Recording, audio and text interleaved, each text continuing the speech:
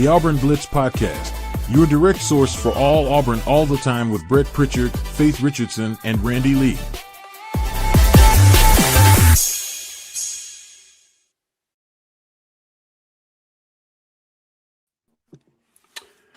What's up, everybody? Welcome into the Auburn Blitz Podcast here on a Wednesday morning. We are so glad that you join us each and every day here on the Auburn Blitz, wherever and whenever it is that you tune us in and make an Auburn Blitz part of your daily Auburn athletic intake. So much to dive into this morning in a very short amount of time. So we're going to get right to it, but everything brought to you by the Glenda Mitchell Law Firm. Everything Auburn Blitz is associated with Glenda Mitchell and her law firm, and we appreciate her so very much for her partnership. And, again, if you need a fighter for you out there, she is the one for that. And I'll give you a phone number a little bit later on in the program if you haven't taken that down already. All you regular viewers, if you haven't put that phone number in your phone, I don't know what else to tell you. I mean, I can't be your parents for you. Go put the phone number in your phone when I give it to you a little bit later on. But, Randy, good to see you here on a Wednesday morning. Well, glad to be here, Brett. Glad to tune in on what's going on with spring practice and a lot of other Auburn talk to pass along out there. And just a beautiful, beautiful week. Spring's in the air, isn't it? Pollen, unfortunately, as you and I both sound like we're hit with it a little bit, but love the weather. Yeah, I don't normally ask for rain, but we need a little bit. So just to temper some things down, and so our lake didn't dry up as well. Scrimmage yesterday. Coach Golish came right off the field and met with us. I like Coach Golish and how he approaches things. He doesn't sugarcoat anything. It is not roses when it's not roses. But when it is roses, he's going to tell you. And I like that about him. I'm going to dive into the specifics of that. We put the entire press conference out on our YouTube channel yesterday. I know a lot of you have grabbed that already. Faith and I did a short 5-minute video on some high points that I'm about to go back over here with you, and maybe some more things that we didn't get a chance to get to. By the way, appreciate all of you finding us on Instagram. We those numbers have exploded this week, and it took one video, and it's one video that people will find, and then all of a sudden you go viral, and that's why you post content. And we try to go out there at practice in the short amount of time that we have and give everybody out there as much as we get. So when we go out and watch practice, we try to video everything we're watching, and we try to push it all out so everybody can see it. So you're looking at what we're talking about, and you're not going, well, they just said all that. But there you go. You get to see it. Impressed with some young guys. We'll dive into those. Malzahn back around the program, and Alex Golish is embracing that. He wants that. I want to get your thoughts on that. And then the A-Day format coming up on Saturday, as Coach Golish kind of gave us a little bit of an insight on what that's going to look like. But we'll start there with kind of his opening remarks about the scrimmage, Randy. And, we're coming down the stretch here. You only have 2 more practices on Thursday and Friday. We will get a viewing window tomorrow that we'll be at, and then Friday's closed. I'm sure that'll be the prep and the walkthrough and all for Saturday at 2:00, but that Saturday A-Day will count as one of the 15 practices that you get in the spring. So yesterday was a 100-play situational scrimmage. So they put the offense and defense in certain things like second and long, and then let them play it all the way out to see if they could move the sticks. And he thought the offense took a major step yesterday. I was glad to hear that. I think everybody's been a little bit on edge about that with how well the defense has played up into this point. But I thought it was very comforting for a lot of people to hear, hey, that this offense is going to be pretty good. You're going to have to just wait. Well, I mean, you got a new coaching staff, and, a lot of these pieces, though, that you're expecting to have to be key contributors have been around this staff. And so I think that will expedite how quickly that we see the team kind of gel together. But even with that, Brett, I mean, the defenses most of the time are way ahead of the offenses. leading into fall, and especially with this new staff. So it is good. It's good to hear that there's some confidence coming out after a couple of weeks of practice, and that you're starting to see some players that we desperately need to play well do that in practice. So yeah, listening in to the talking heads like you on who you're seeing and what's going on, and the one that you always seem to talk about more than most is the offensive line, and we'll see from that. So I'm sure that was part of the discussion too. It was. That question was asked pretty quickly. And he again, like I said over here on the rundown, he's going to be blunt. He said the offensive line has had some good days, and he said they've had some bad ones. And he said when it's been bad, it's been really bad. And he's not trying to come in here and go, oh yeah, thing's going to be like. You got to remember, there's 17, 18 guys in this room battling for 5 positions. And he said, we got to get this thing narrowed down to 8 at some point in time pretty quickly. And, one of the things that he said that I thought stood out that has been used as a crutch in the past by former coaches is he said, he looked at all us. He said, you know how many of y'all in here care that we're young in certain positions? He said, none of you. He said, you know who else don't care that we're young in some positions? He said, the rest of the world. He said, especially Baylor. And he said, I'm just going to be terribly honest. He said, we got to have some of these young guys grow up fast.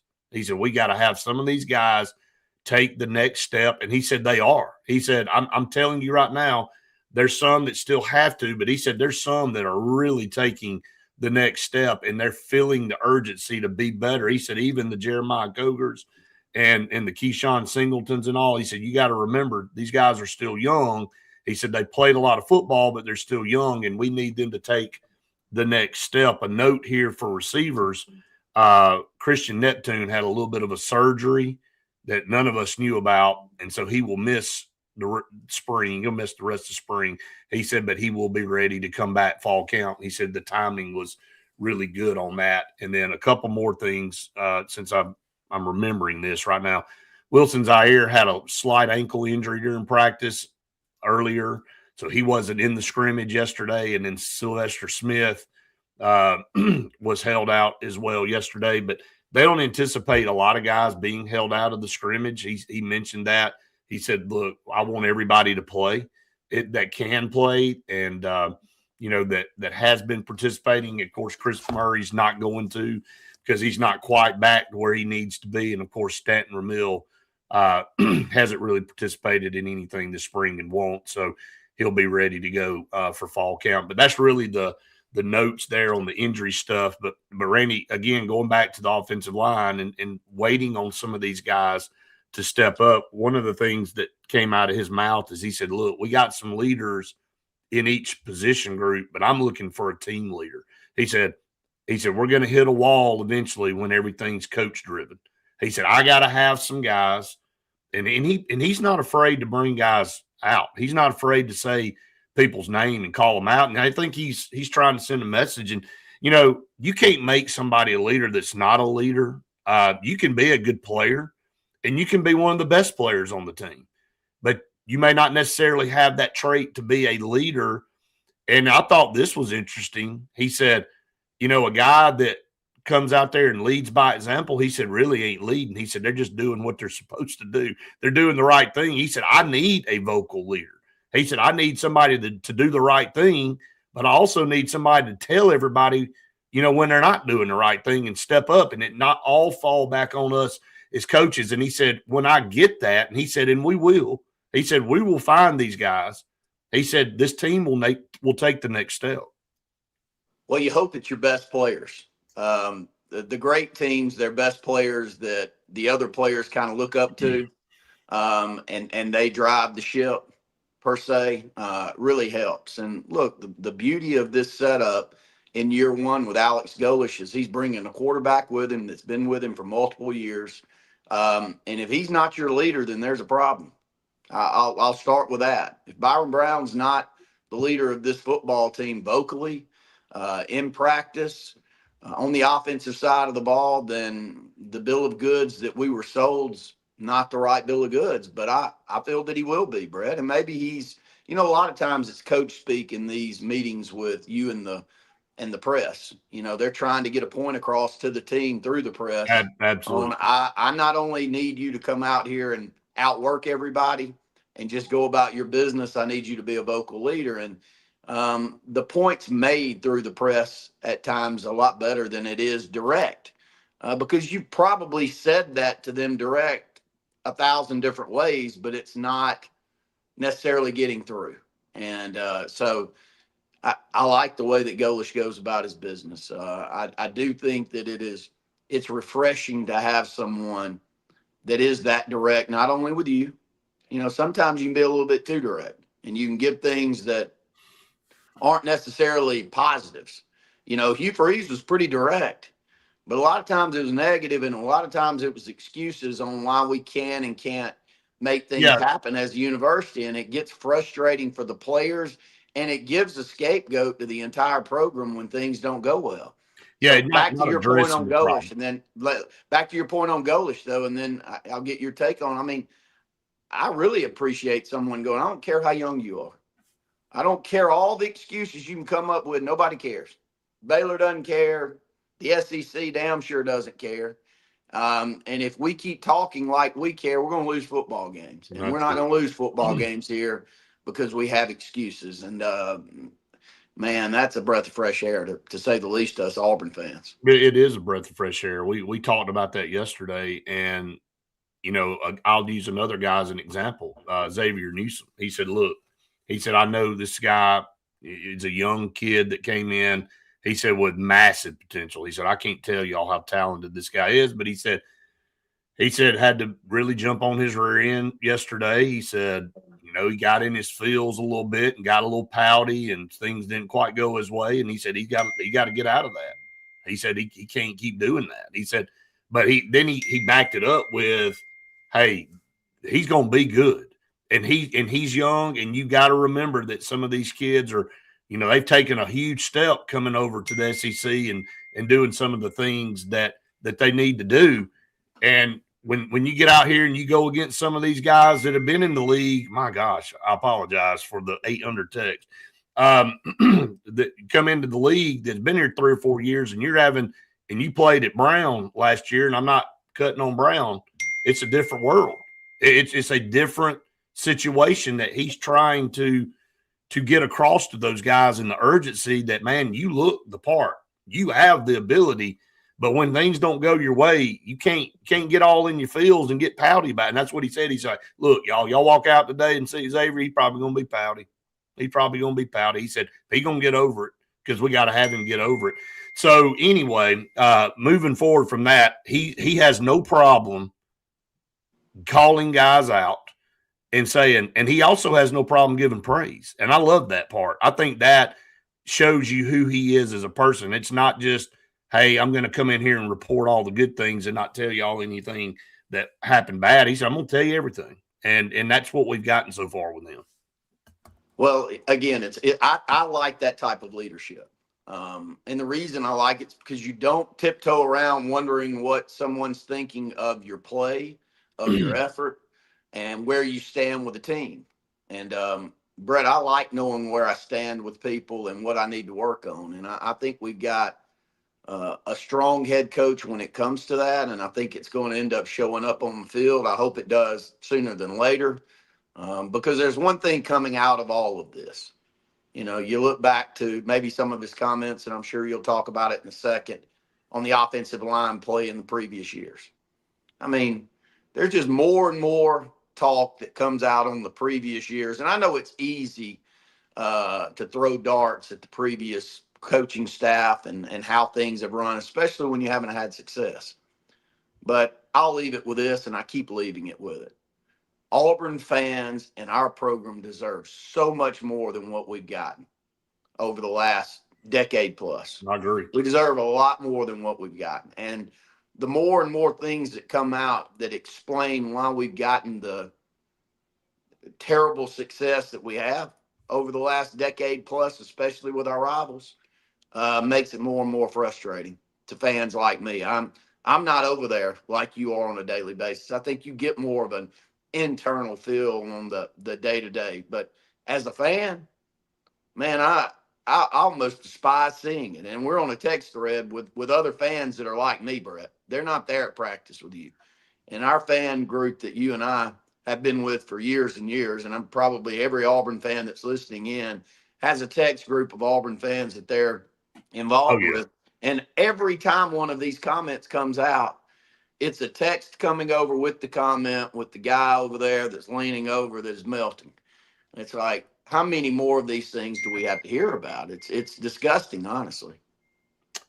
It is. I'm not going to mention this guy's name, but Coach Golish stopped and talked to me and Faith personally after the press conference yesterday. We all kind of walked out, and he was walking out with us, and so we were talking about a couple of guys from last year's team, and he said, I can't believe this guy played for Auburn last year. And he said when he had a meeting with him, he came in and the guy was like, okay, what's it going to take, coach? What kind of money we're looking at? He said, I didn't bring you in here to tell you what I'm going to pay you. I brought you in here to tell you pack your bags. And I mean, it's like he is just that way, man. And he was dumbfounded. And we kind of were talking about this one particular player. And he's like, he said, if you want to know why, just in the things that he's been able to witness and look at previous, he said the fact that one individual even got playing time was maybe part of the problem. And he said, and he didn't go into detail and all, but and it's the truth. I mean, because if I were to say his name on here, every one of you would go, amen, hallelujah, good Lord. And it's like, what were some of those guys watching? And it's amazing. So I think from an evaluation standpoint and how methodical he is and meticulous he is about everything being done, a certain way. And every position group we go to, especially on offense, if the quarterbacks don't throw the ball in the exact spot that they need to throw on a drill, they make it run it back. There is no, hey, well, you get it next time. It's no, man, that needs to be better. You need to do that again. And so if it takes all day and we have to sit here and wait on you to do that, so be it. But you're going to get this right, and we're not going to move forward and act like, oh, you're just going to correct it yourself. I like that part. Again, I'm just giving evaluation and observation on what we see. And I love the way this coaching staff goes about their work. And it's truly what Auburn's needed. And again, we said it from day one. Auburn needed a culture change more than they needed anything. We've had players, and last year's roster was really good, but that roster last year won 5 ball games. And you can take really good rosters, and if you don't know how to mesh them, and you don't know how to coach them up, and you don't know how to get the maximum out of them, that's what you get in this league. And anybody in this league can come in and beat you. And the low of lows for me, the new low of lows for me in Auburn history was that Kentucky game. I'm just going to be honest. I mean, I was numb to that crap and sitting on the sideline, and I told Faith in the fourth quarter of that game, I'm like, we're not winning this game. This team has no fight. This team has no energy. And if you look at the rosters, Auburn's roster was 3 times better than theirs. And the only reason we scored anything was because Elijah Melendez picked the pass off and ran it back. We ended up having to settle for a field goal. It was embarrassing. Like, we hit a low, and, of course, things happened after that. And, Freeze was shown the door. But it had just gotten to that point. Now, again, is this roster as talented as last year's roster? I'm going to say probably not. From a top to bottom standpoint, you've had a lot of transplants. Will this team play harder? I'd be willing to bet anything. I would be willing to bet anything. This team and the effort and what you're going to see is going to be more of like what you saw in the last 3 or 4 games of the season. Didn't mean we won them, because we didn't beat Alabama. We didn't beat Vanderbilt, but we went up there and played a great Vanderbilt team and took them to overtime.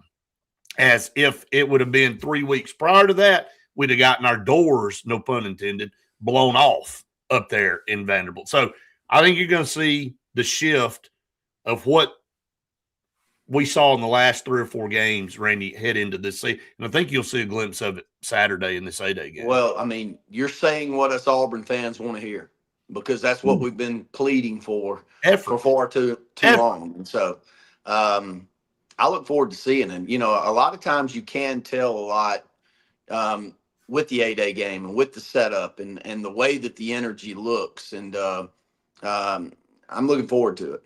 Yeah, I want to address Bama Willie's comment over here because we haven't really talked about him. Jackson Koivun is just amazing. That guy, what he's doing right now, and I know Auburn finished second. By the way, I got to do a little bragging. Braden worked at Ford over in Savannah, Georgia, where this tournament was, and I think Auburn ended up shooting 34 under as a team, but Texas shot 43 under. Texas is number 4, Auburn's number 1, but Jackson won the individual championship running away, and I think he's won 7 of 8 this year that he's competed in, which is just stupid, unbelievable. Like when you think about how golf is and what you have to do to be that dominant. And so just a little shout out there to Ford Field and River Club. That's where my son did his internship last year. And they now have an Auburn flag flying at Ford Field and River Club because of Braden, because they put all the flags of the guys of interns that come over there. So the Auburn flag's flying because of Braden, but then so our guys got to see that flag over there. But anyway, just a great, I mean, a once in a generational talent we're watching right now at Auburn, man. He is by far the player of the year, and you know could easily lead Auburn to another national title here in a few weeks. Well, it's when you have as much success as he had on the tour, you know, and turned away a lot of money and a lot of opportunities that he had to come back to Auburn. That speaks volumes about the program that we have at Auburn. But I don't know, did you see JT's comments on Koivun yesterday? You need to go pull those up. And I know he's a Bama guy, but he couldn't have complimented Jackson any more than he did yesterday, Brett. So Auburn fans, go pull his comments up because they had played a couple of rounds together, I guess this past summer. Yeah. And just the way that he carried himself in those rounds. But, you know, being a great college player too, it's having success and then going back to the college game and not looking at it like I'm better than this and I'm not going to work through this and I'm just going to go through the motions until things are done here and I can move on to the pros. He has clearly not done that, and he's got a chance that if he can win another individual national championship, Brett, he can go down as one of the top college players of all time. He really is. He's heading in that direction because it would be multiple individual championships. And if he can lead Auburn to another team title, you'd have multiple team titles. There can't be too many college golfers. And please, if you're out there and you're a college golf fan more than I am, has anyone done that? Can't be many. No, not that I know of. I mean, that's his 10th individual title as a golfer at Auburn. I mean, I can't keep going down the list of things that this kid has done. And we may do an entire show, you know, on him one day and just kind of go through everything that he's done. But it was his 5th win of the season individually. I think he's won 5 of his last 7. 5 out of 7 is what he's done. But that was his 10th individual title at Auburn. And just amazing. The kind of names that he's getting put in, the likes of like Tiger Woods, John Rahm, Phil Mickelson, getting double-digit tournament wins in college golf. Those are the guys that's who he's associated with. I mean, I don't know what else to tell you. And, you know, he's still got several more key tournaments to play in coming down the stretch, see if he can lead Auburn to a national title. All right, let's get to a few of our partners because I got to speed things up here, man. I got a long trip today on the road. We're shooting our show today. We always start with Sensagreen for air that is cool and clean. Call them Sensagreen. They're the carrier experts in the state of Alabama, and they're proud supporters of our podcast here on Auburn Blitz and Auburn Athletics. For your next heating and air unit, call on Green. I don't know what else to tell you. They save you thousands on installations, and they're going to save you hundreds of dollars over the long haul every month on your power bill because of the new energy efficient carrier unit. So make sure you go out, check out Green for your next heating and air unit. And again, they are the experts here in the state of Alabama. Scout Program Management is a full construction management firm, and met with Sloan and Charles a couple of days ago. And man, when I tell you just phenomenal work, don't take my word for it. Just look at all the projects they're heading up right now. They're heading up a major one again in Lee County. They've got one in Marshall County. They're working on the renovation of Gunnersville High School. They just completed the one here in Alexander City at Benjamin Russell. They just got so much going on, and everybody's hiring them because they're the best in the business. And that's why you hire Scout Program Management. And you'll need to do that if you got a major project coming up. I'm telling you that. Check them out, scoutpm.com online. And then Bunkers in downtown Auburn, I can't tell you all the stuff's going on at that place. I mean, they got so much stuff going on. You just got to go to their website, and you got to go to their Instagram page to get the updates. I mean, when I tell you live music, line dancing, parties, stuff on the weekends, all the stuff. I mean, great food specials. They got everything. And guess what else they got? They got 50 parking spots for you in downtown Auburn. I don't know how many other businesses can say they have 50 parking spots in downtown Auburn. I'm going to go ahead and say probably none. So go check out Bunkers there in downtown Auburn. Randy, real quick, before we get into a couple of these other things, Benjamin Russell took their entire football team down to practice yesterday, and man, Coach Golish and some of the other coaches there were impressed that the entire team came. And, of course, there's about 7 prospects on that team that Auburn would love to have, namely Caleb Spivey, namely Kingston Preyer, namely Charles L. I can just go down the list. I can keep naming guys. Bottom line is Davis. Charles L. And shoot, a couple more that we ain't even talked about. But I know a lot of the recruiting services really swarmed 4 or 5 of those guys yesterday. And look, it's official now. Caleb Spivey's back at Benjamin Russell, and glad that he's back home. And again, gonna be a star-studded group to watch in Alex City, led by the best quarterback in the 28 class in Kingston Preyer. Well, I think the most important thing to talk about are there's certain programs in the state, and this goes back a couple of coaching regimes ago, and there's certain programs in the state that you need to, as Auburn, to constantly have a foot in the door because there's more coming, and there always has been. And I remember a lunch that you and I had with Jason Caldwell. I don't think Jason would mind me saying this, about Phoenix City and our inability during the Harsin regime to even get over to Phoenix City and make it a priority to recruit them, Brett.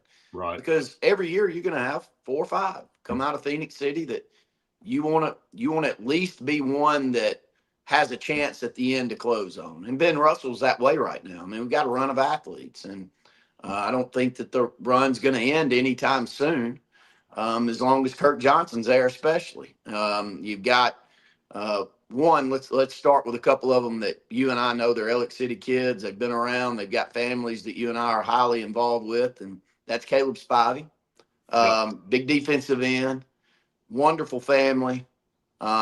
We've known it since he was really young, Brett, that he was going to have the size and the athleticism to deserve offers from SEC schools, and it didn't take long. I mean, I think he started getting offers as a 9th grader, didn't he? And just plays with a different motor, makes wild plays on the defensive side from a turnover standpoint. You just don't see very many defensive ends do. You know, he's got a cousin of his that did much the same, and Jerome Gamble, and Jerome tunes into a lot of our programs. But the thing I loved about Jerome's play back in the day, and you'll say the same, Brett, is he just intercepted passes and picked up fumbles and ran them back. And Caleb's got that exact same demeanor. It's not just doing the basic things at the end. I mean, every time you turn on a highlight reel of Caleb, it's him running down the field like he's an offensive player after he picked one off, or And Charzell, I wanted to make sure that I said something about Charzell. He'll be a junior this year. His brother is with me every single weekend. He's with me all the time. And I think he's going to, by the way, be a massive 5-star talent too. I'll go ahead and Legarian Varner's his name. Wonderful kid. Go ahead. I'm the first one that mentioned Legarian.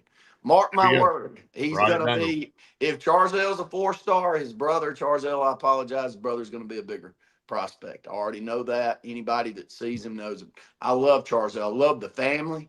The family's committed to getting these boys to a level where they can be seen. They're really emotionally sound on the way that they go about their work. And, it's nice to know, sometimes you and I don't know exactly who we're getting. You hear from others, but I'm telling you, I've complimented Kingston Preer and the 40 family members that he has show up to every single thing that he does. And when you got that type of support, Brett, you're going to have success if you've got the talent. And the thing about those three, and I'll close with this, is there three you want to come off the bus first. There is no question from a size and athleticism standpoint when you look at any of those three. We've had great players in the past, but they maybe didn't have the exact size that you need to play at the SEC level. All three of those guys you bring up, Brett, shoot, man, put them at the front of the bus, let them get off first, and you'll be impressed. And so I'm proud for all three of them. Yeah, just a couple updates on both of those guys, or two of those guys, not Charzell, but Kingston and Caleb. Caleb and Kingston both have Auburn in their top three right now, and Kingston's coming back for A-Day on Saturday. So, but I think they've got Caleb ranked on 24/7 at the number 21 player in the 27 class, and of course, Kingston's the number one player in the state of Alabama in the 28 class. So I'm high. That's high regards there all the way around. And Charzell, as you just mentioned, is going to really take that next step this year as a junior. He's going to really jump off the field at a lot of teams, and his star ranking is going to go up, and his stock is going to continue to go up as well. So good stuff there. Impressed with some young guys, a couple guys that Coach Golich talked about. One of the first guys that comes out of his mouth on defense is Elijah Melendez. You can tell he loves Elijah Melendez, and you should if you love linebackers, because he is exactly what you would draw one up to look like and to play like. Guy's aggressive. He's great in pass coverage, but so is Xavier Atkins. That's what makes those two guys so good. They're not just downhill thumpers. Both of them are, but they also can cover, and they know how to play the game. And then DeMarcus Riddick, who's had an orange jersey on, has been, again, kudos to that guy for playing last year with 2 torn labrums. And he's back out there practicing. He's making strides. I think the linebacking core could be one of the strongest we've had in a long time, Randy, top to bottom. We've had some guys, but when you have three, the level, and you add Bryce Dees in there, who's the fastest guy over there on that defense and who we saw really take a next step last year, I think our linebacking core could be the strength of our defense, and that's saying a lot. But on the defensive front, Jared Smith, every time we hear from Golich now, it's Jared Smith. It's Jared Smith. And he said, I hope I'm not jinxing this, but he said Jared Smith is starting to look like an elite defensive end. And he said he's really impressed with Deshaun Womack as well, coming in. He just loves their energy. And then I saw a quote from Caleb Spivey. He's like, man, it was good to see Jared Smith flying around today. And he said he's probably my favorite guy on the team right now. So I'm glad. We talked to Jared last week. We put the video out, but I love to see it, Randy. He was a high 5-star coming out of Thompson High School, and he played behind a couple of really good players last year, and now it's his turn. And I'm glad to hear all this positive talk about him. Well, Brett, he looks like a big guy amongst big guys. And he I remember being in the stands with you, and you and I have been going to games together since we were very young. Let's just put it that way. It's been many decades at this point, Brett. But King Dunlap, if you remember being in the stands, King Dunlap, and I looked over, I said, Brett, That man's a Massive. monster amongst monsters. And when you walk around out there and you look like you're that much different than the ones that are around that are already also different to be in the SEC and playing football in that level. Right. And that's what Jared Smith, he's just long, very long arms. Looks like the ceiling's through the roof. I mean, the guy, I think, can be a first round draft pick if he puts it all together. And back to your linebacking comments, though, that's 3 or 4 supreme athletes at linebacker. It's not like you're trying to turn someone into a productive player. Right. These are guys that if they really do hit the level that I think that they can, and I keep going back to DeMarcus Riddick in every conversation that we have on air. Somehow we've gotten away from talking about him because he did deal with all of the injuries. But a couple of years ago, Brett, he's the most explosive player the last half of the season that we had on the team. I think that explosiveness is still there. I think the ability to run sideline to sideline and to cover in pass defense, which is always crucial in as much pass happy offenses as we see now.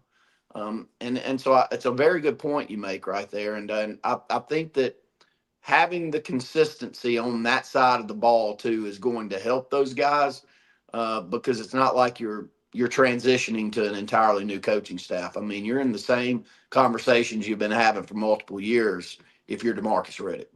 You know, it's also something that I just thought about. It's telling about that defense when your head coach hardly ever mentions your All-American middle linebacker.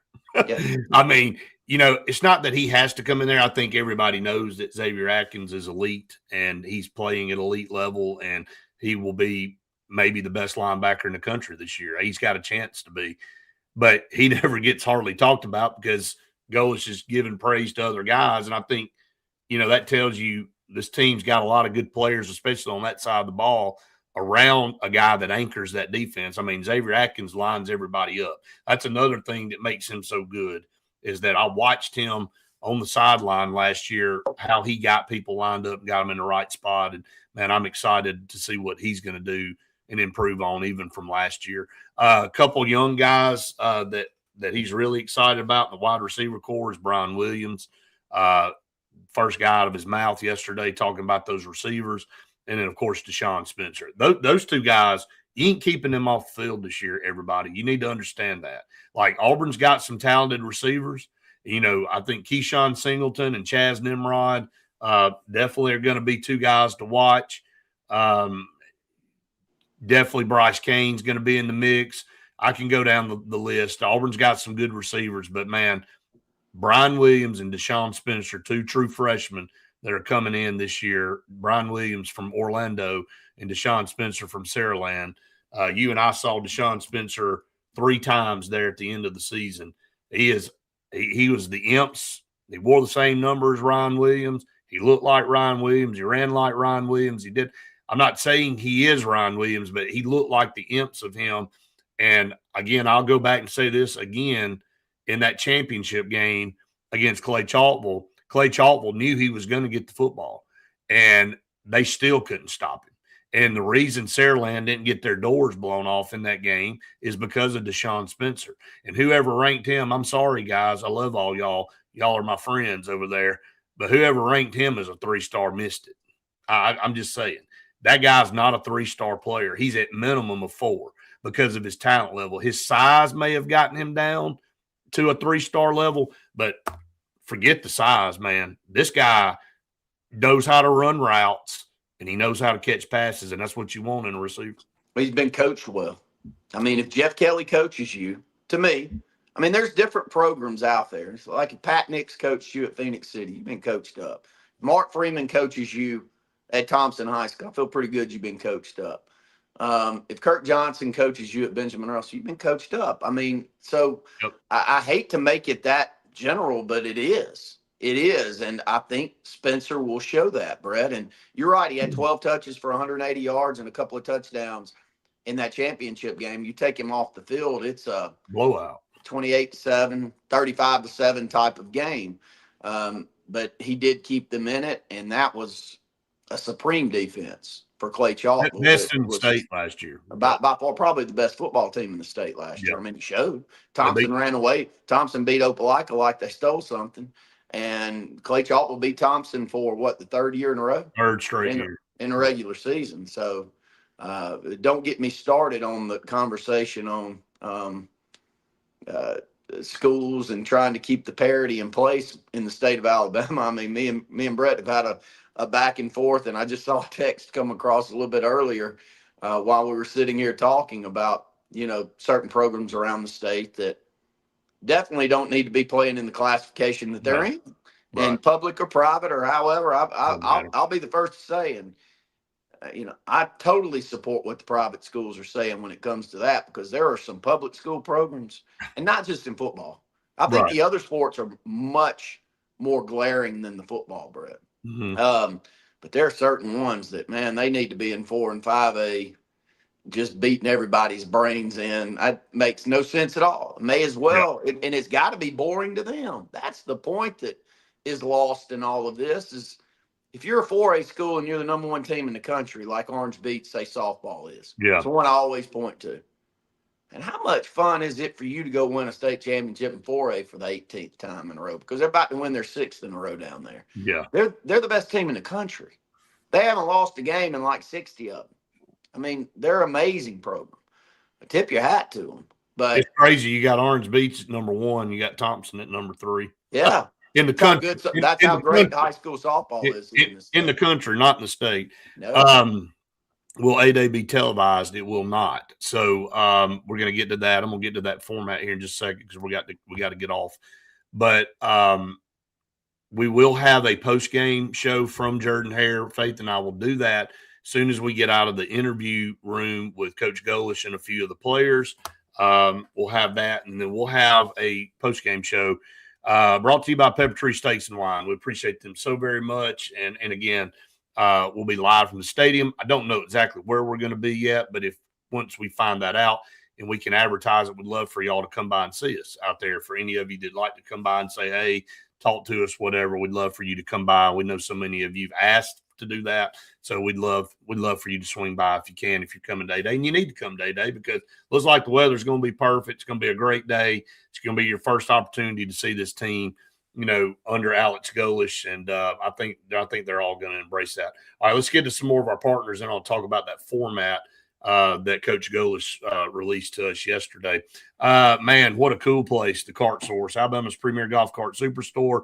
If go like them or add them on Instagram and see how many of these dang golf carts that Harrison's moving every day. Like it's 3, 4, 5 a day.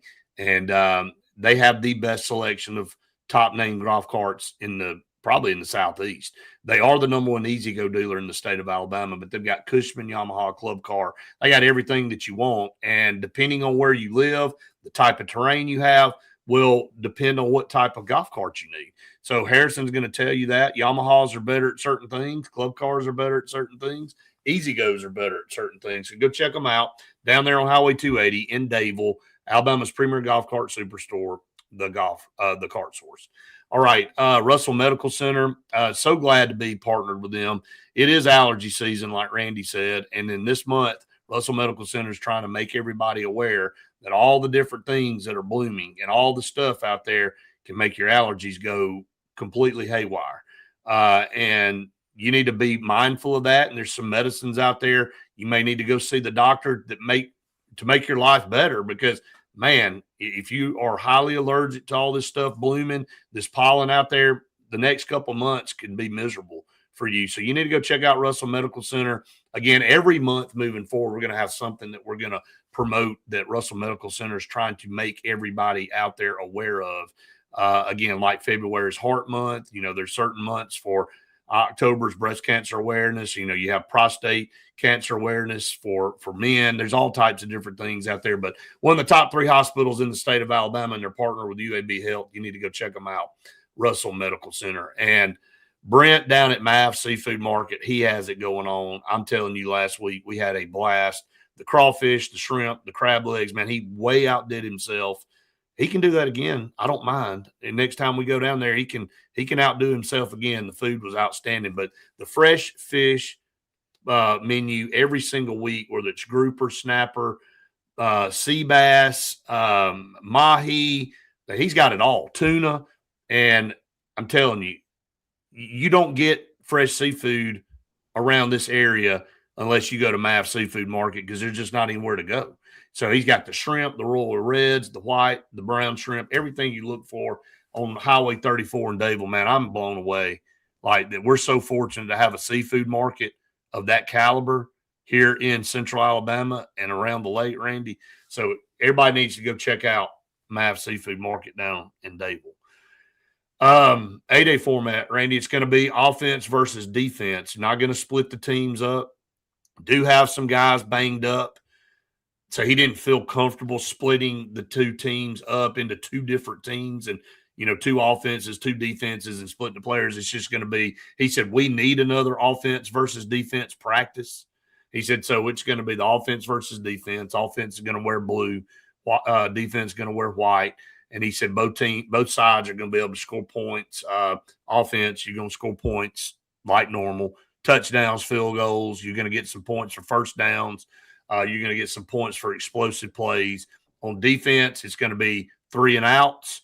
It's going to be turnovers. It's going to be negative plays. It's going to be, explosive plays over there as well. So there'll be a format where the defense can score and the offense can score. It'll be fun. So he doesn't know what the winning team's going to get yet.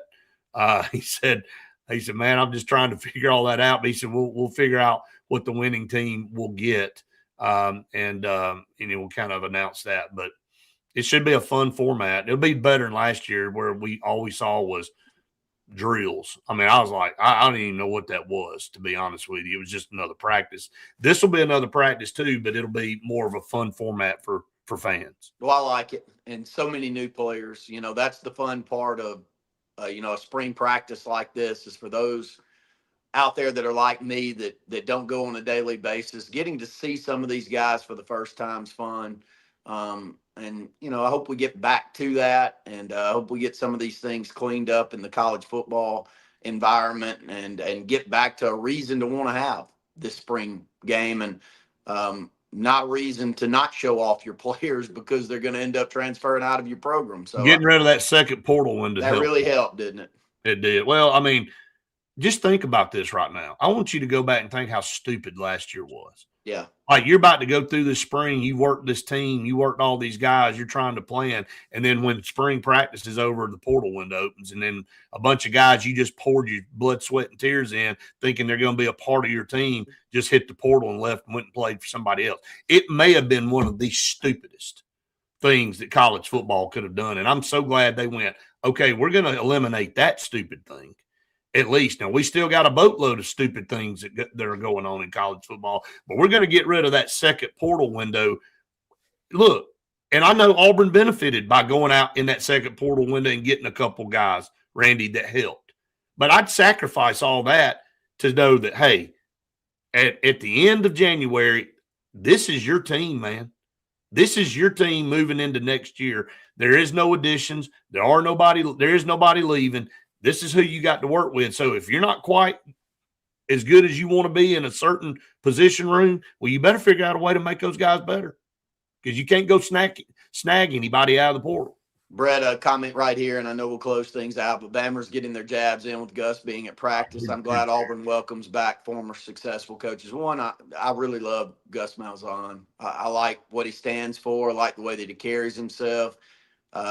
Did we, as well as many other Auburn talking heads, have issues at the end of the day with Gus Malzahn and the direction of the program? Yeah, at times, but I don't think we ever questioned the way that he handled himself. And if Auburn fans and Auburn people within the program and administration didn't respect the way that he did things. So I'm very glad he's back around, living here at the lake, and it's great to see him in and around the Lake Martin area. And so zero problems with Gus Malzahn, the way that he carries himself being around that program. The next time I care what an Alabama fan says about anybody that comes around Auburn, be the first. So I'll just kind of leave it at that. I don't really care.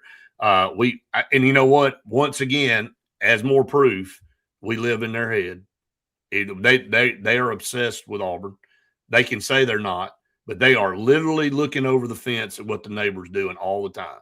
But they'll tell you in public, oh, no way, I ain't worried about that. They are overly concerned all the time that of something going on. I mean, it doesn't matter. I mean, if I had, and here's a compliment to Alabama. If I had a program that's done as well as it has the last 20 years, I damn sure wouldn't be worried about what's going on across the state. I wouldn't be. I'd be like, man, you're right. I don't really care what y'all do. Y'all can play Dixieland Delight in practice. You can play. You can bring former coaches back. Whatever you want to do. We're fine over here. I mean, I wouldn't. We don't even talk about it. Like the only time we talk about anything Alabama is when somebody over in the comments brings it up. You can go back and rewind all the shows, everybody. I don't watch that stuff. I don't listen to that stuff. Don't care. So there's my little disclaimer on that. Speaking of disclaimers, Glenda Mitchell Law Firm is the law firm for you. If you're in a traffic accident or somebody in your family's in a traffic accident, God forbid any of that ever happen, you need a fighter. You need somebody that's going to hold insurance companies accountable. It's sad that you have to say that, but man, people don't do the right thing. So here's a number for you. Store it in your phone, 334-617-5694, 334-617-5694. And that's a free consultation number. If you need some advice or whatever, they're going to give you free consultation. You need to hire Glenda Mitchell for your law needs. And again, she's the best in the business. You see her all over the place, literally on the road when you're driving. You see her billboards everywhere, Randy. So we're glad to have Glenda and her team partnered with us here at the Auburn Blitz. Have a great day out there, everyone. I mean, a lot of good things going on around the Auburn program. And Brett, let's hope this baseball team keeps tracking in the right direction. Yeah. And it seems to be. And that's a good thing. Every SEC schedule, it feels like you have a couple of weekends where you go, oh my gosh, are we going to lose it? And I'm glad to see us kind of getting the train back on the tracks, and let's run it on out, because I think the talent level's there to have a special year. This is where Auburn really caught fire last year, if you'll remember. Agree. It was right around that time. You got about 5 series left, and you just won that one against Kentucky. You just had a big game yesterday, a midweek game against Alabama State. You blew them out. And now you move into this latter half. You got some tough teams. You got Ole Miss. I mean, not Ole Miss. You got Mississippi State on the road. You got Florida on the road. You got Georgia at home coming up. I mean, you just got some really tough series. And if you can win, majority of those series, you're going to be trending in the right direction for sure. That's right. Everybody have a great day, and go be nice to somebody. Say something good. Be positive. It's so much easier to do that than to be negative. You never know when you're going to make a difference in somebody's life. Check out the noon show. Make sure you subscribe to the pod, our YouTube channel. If you haven't done that, hit the like button, and we'll see you next time for more Auburn Blitz.